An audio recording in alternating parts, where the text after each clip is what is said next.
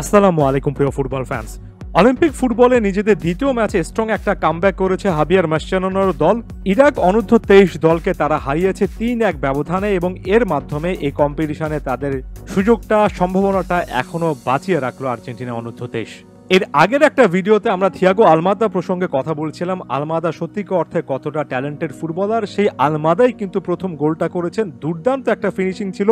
ডিবক্সের যে এইজটাতে বল পেয়েছেন সেখানে তার যদি শটটা দেখেন এক কথায় চোখে লেগে থাকার মতো। 14তম মিনিটের সময় থিয়াগো আলমাদার ওই দুর্দান্ত গোলটার মাধ্যমে মোমেন্টামটা আর্জেন্টিনার পক্ষে এসেছিল, তবে তারপরে বেশ কয়েকটা আক্রমণ কিন্তু ইরাক করতে পেরেছে এবং এই জায়গাতে এসে ওভারঅল আর্জেন্টিনার এই দলটার মধ্যে যে এখনো কিছুটা সমন্বয়হীনতা আছে সেটা একেবারে স্পষ্টত বোঝা গিয়েছে। ফার্স্ট হাফের একেবারে অ্যাডেড টাইমের শেষ মিনিটে এসে হুসেন যে গোলটা করেছেন ইরাকের হয়ে, সেখানে আর্জেন্টাইন অভিজ্ঞ ডিফেন্ডার এবং এই দলটার ক্যাপ্টেন ওটামেন্ডির একেবারে সামনে থেকে কিন্তু হেডেড অ্যাটেম্পটে তিনি গোল করেছেন। আরো একবার নিকোলাস ওটামেন্ডির সামনে থেকে কোনো একজন ফরওয়ার্ড ডিবক্সের মধ্যে ঢুকে এভাবে হেডে গোল করলেন। ওটামেন্ডির এই ব্যাপারটা নিয়ে আসলে আরো অনেক কাজ করা উচিত। ওটামেন্ডির সঙ্গে ডি সেজরে, রাইট ব্যাক পজিশনে গার্সিয়া, কেউই কিন্তু আমার কাছে মনে হয় না যে ডিফেন্সে সেই পারফরমেন্সটা দিতে পেরেছেন যেটা এই দলটাকে একেবারে চ্যাম্পিয়ন হওয়ার মতো, গোল্ড পাওয়ার মতো একটা স্টেজে নিয়ে যেতে পারবে। ডিফেন্সটা নিয়ে সবসময় চিন্তা ছিল, এখনো আছে।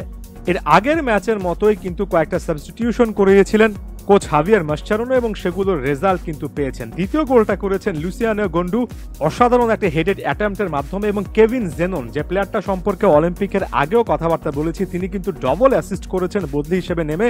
লুসিয়ানো গন্ডুর উদ্দেশ্যে সে দুর্দান্ত বলটা বাড়িয়েছেন এবং এর পরের গোলটাতে অর্থাৎ 3-1 ব্যবধানে যখন একুই ফার্নান্দেজ করলেন সেখানেও অ্যাসিস্ট মেকার এই কেভিন জেনন ছিলেন। তার কাছ থেকে বল পেয়ে ডিবক্সের বাইরে থেকে বা পায়ের একটা অসাধারণ শট নিয়েছেন একুই ফার্নান্দেজ। যত বেশি করে আপনি একুই ফার্নান্দেজের খেলা দেখবেন তত বেশি করে কিন্তু আসলে মুগ্ধ হবেন, কারণ সত্যিকার অর্থে একেবারে কমপ্লিট একজন মিডফিল্ডার হওয়ার সব রকমের পসিবিলিটি তার মধ্যে দেখা যাচ্ছে। এর পাশাপাশি ফিনিশিং যে একটা অ্যাবিলিটি আছে, দূরপাল্লা ডিবক্সের বাইরে থেকে শট নেওয়ার যে একটা অ্যাবিলিটি আছে, সেই জিনিসটাও কিন্তু স্পষ্ট বোঝা গেল।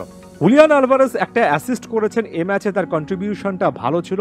একুই ফার্নান্দেজ, থিয়াগো আলমাদা, বদলি হিসেবে নামা কেভিন জেনন কিংবা লুসিয়ানো গন্দু, শেষ পর্যন্ত এরাই কিন্তু আর্জেন্টিনাকে জয়টা এনে দিয়েছেন। তবে তারপরও বলবো, ক্ষণে ক্ষণে ইরাক এসে কিন্তু আর্জেন্টিনার ডিফেন্সে বেশ কয়েকটা অ্যাটেম্প্ট করতে পেরেছে। এখানে আরো বেশি করে ইমপ্রুভমেন্টের সুযোগ আছে। তবে আর্জেন্টিনা যেভাবে প্রথম ম্যাচে হতাশাজনক অদ্ভুত সেই চ্যাপ্টারটা পার করে এসে ইরাকের বিপক্ষে জয় পেয়েছে, সেটা অবশ্যই এই দলটাকে কনফিডেন্স দেবে। সামনে এগিয়ে চলতে হবে। পরবর্তী ম্যাচ ইউক্রেনের বিপক্ষে, পরবর্তী রাউন্ডে যেতে হলে এই ম্যাচটাও আর্জেন্টিনার জন্য অনেক বেশি করে গুরুত্বপূর্ণ।